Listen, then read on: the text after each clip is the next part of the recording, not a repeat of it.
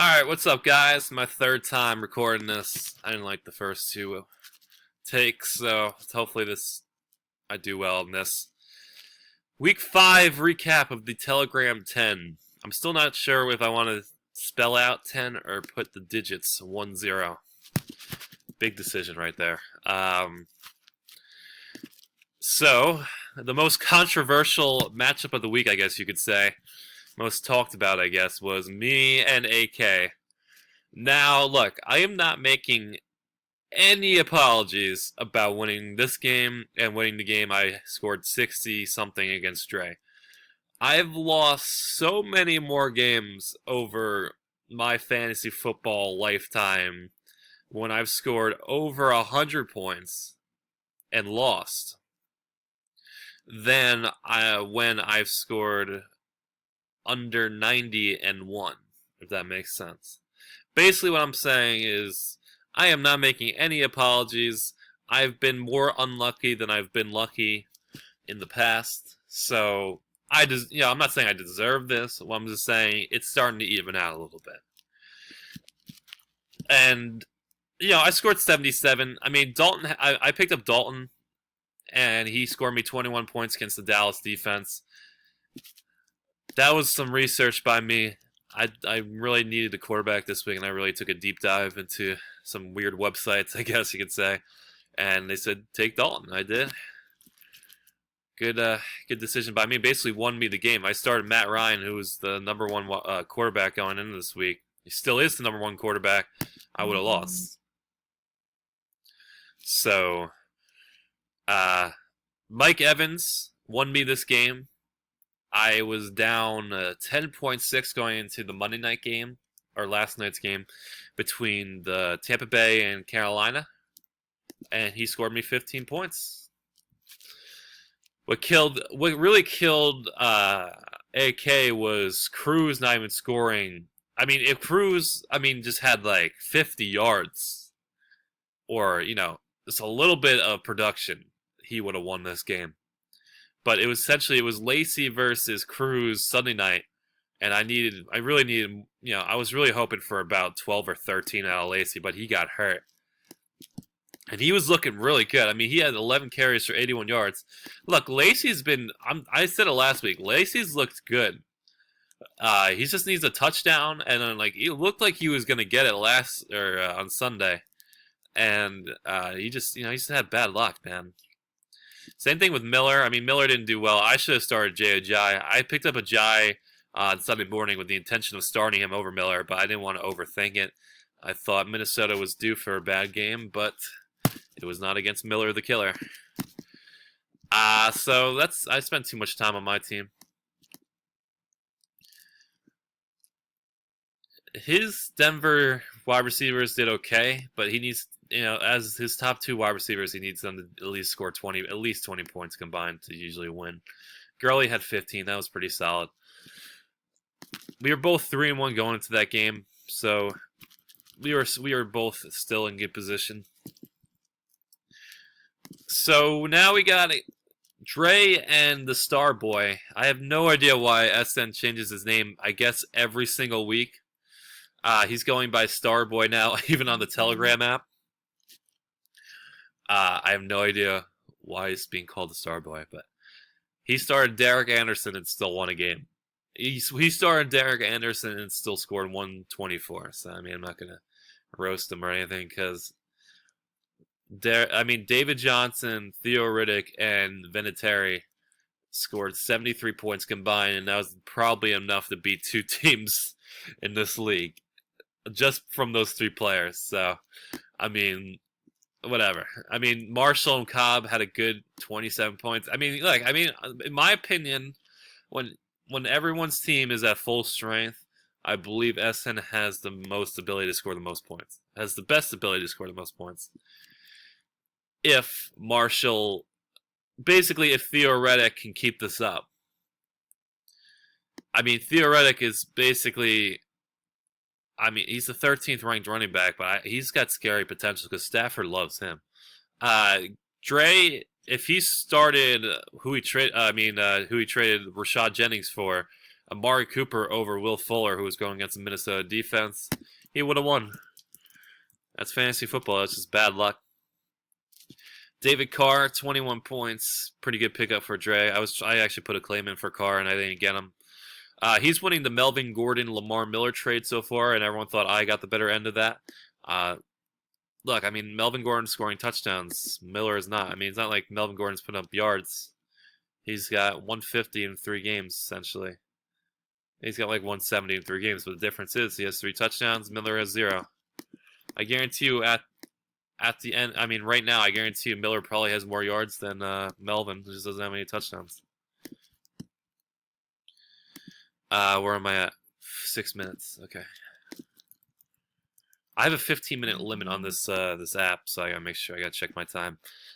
George and Mosen. I mean, Mosen. I honestly, you can make a case for Mosen have the best team. I think he has the most points scored in the league.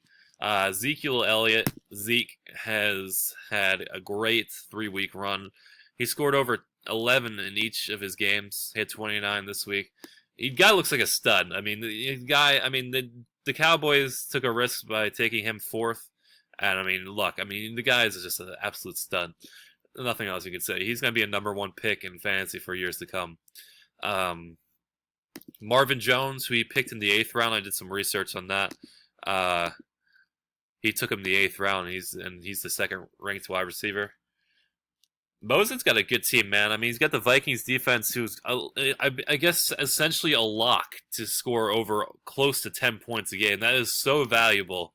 If you can get at least 20 points combined out of your defense and your kicker, and you basically only need 80 out of your skill position guys. I mean, that's you're in good shape there. I mean, he's got a good kicker too. I mean, I think this guy might be the he's doing alright. He's not that great, but he was great last year. Who is this?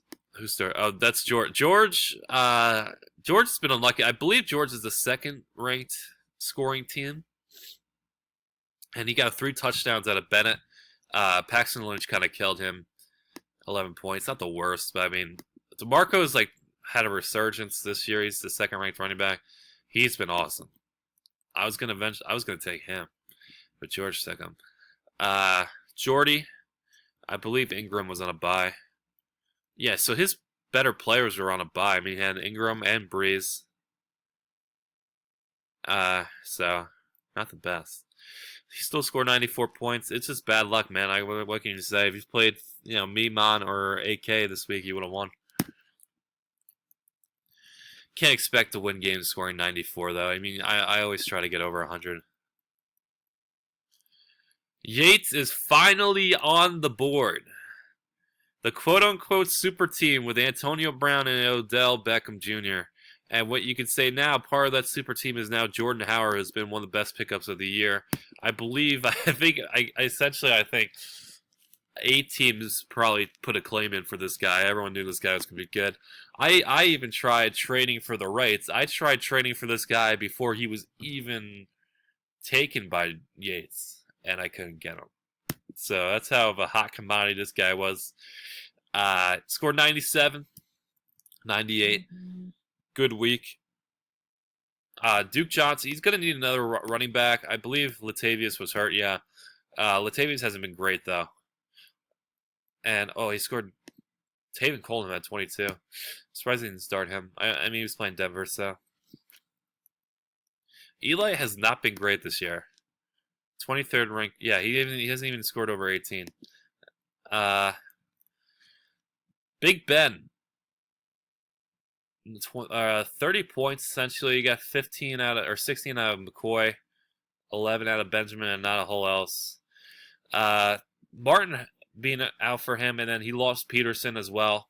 And then I believe he had Jonathan. Yeah, Jonathan Stewart. He was out. So I mean, McCoy's been great. I believe it was a McCoy Jarvis Landry trade, and McCoy's been solid. I mean, he's obviously won this trade. That was a great trade by him.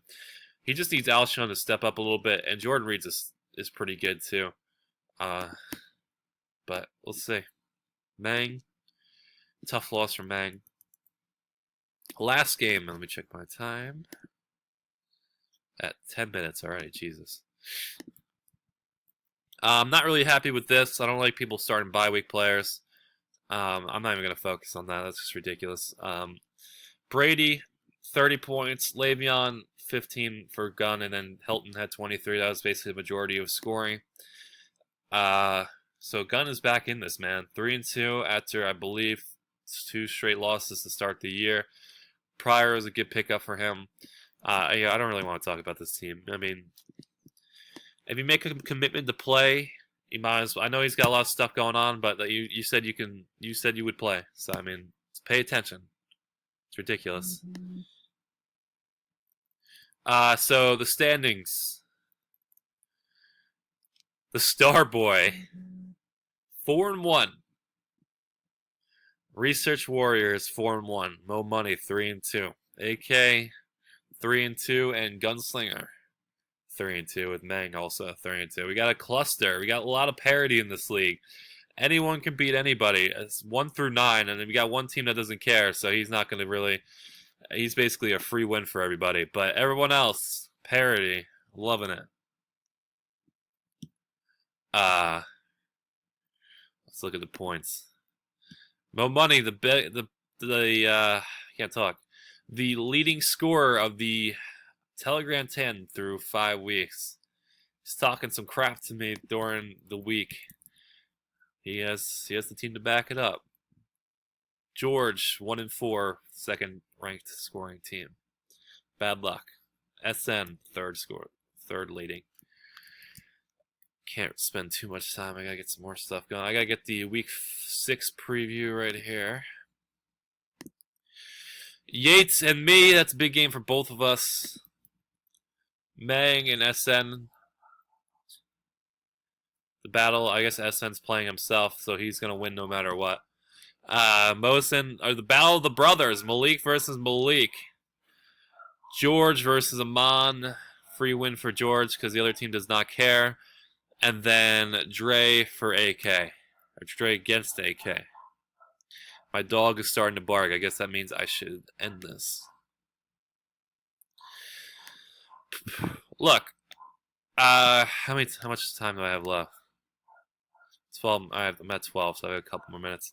Look, 6 teams make the playoffs. So I mean, even if you're 1-4, I mean, you're basically just 2 games out. I don't think there's any 2 and 3 teams. So I mean, 16, more than half of the league make the playoffs. So I mean, even if you're 1-4, even if you're like Yates or George or anything, I mean, you guys are still very much in it. I believe there are 13 weeks in the season. So I think that means there are 8 weeks left. Yeah. 13 weeks right here. A lot of time for teams to collapse. A lot of time for injuries. So stick with it, guys. And then teams that are 4-1 right now does not mean you're going to be in the top 8 weeks from now. So we'll see. Good week, guys. Hope everyone maybe puts their claims in for today, and I hope Amon starts paying attention. That's it. Later.